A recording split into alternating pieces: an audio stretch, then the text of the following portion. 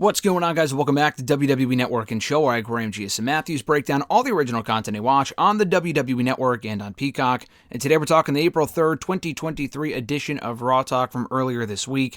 I promise to be back on track with the review starting next week, so bear with me. Including the SmackDown Lowdown review, likely tomorrow, dropping on Easter most likely, so keep an eye out for that. But anyway, we had this episode hosted by Jackie Redmond, Matt Camp, running down what I thought was a very disappointing edition of Raw coming out of WrestleMania last Monday. And I'm someone that really didn't have high hopes for the show. I enjoyed WrestleMania on the whole. I thought it was a great show, excellent show, specifically Night 1. Night 2 was pretty good overall as well. We really haven't had an overly exciting post-WrestleMania Raw in a few years now.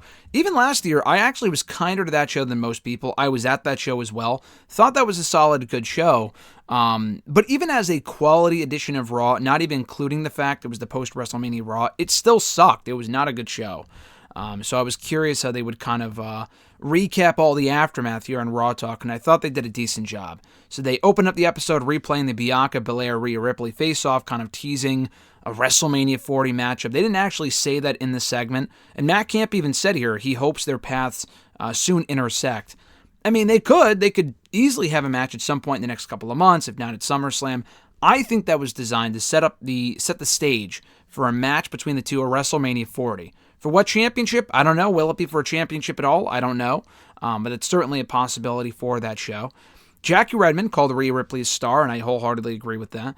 They recapped the Liv Morgan and Raquel Rodriguez victory over Damage Control, earning them an opportunity at the WWE Women's Tag Team titles against Becky Lynch and Lita this coming Monday on Raw.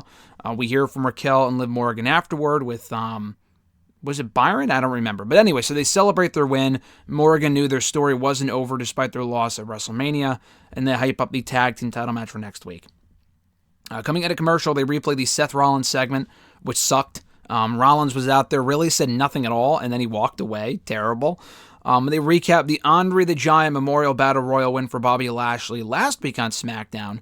Byron catches up with Bronson Reed, who was pissed that Bobby won over him, and he says Bobby should have been more appreciative of his victory and the Andre the Giant Memorial Battle Royal, as opposed to complaining and crying about not being on WrestleMania.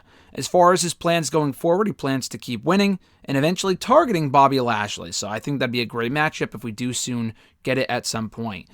Matt Camp wants that face-off as well. They recap the Kevin Owens Sami Zayn segment and match with the Street Profits, which I believe was non-title. They also replay the Matt Riddle return attacking The Miz, setting up that match for next week. They recap the Austin Theory win over Rey Mysterio, talk about that a bit. Austin Theory talks to Byron Saxton afterwards, saying that he beat yet another legend, boasting about beating another legend, and says that he's headed straight to the top. And it was interesting, in thinking about it here, Austin Theory, despite how these wins kind of came about, you can call him a weak champion, whatever, he's been champion now for almost 5 months as United States champion.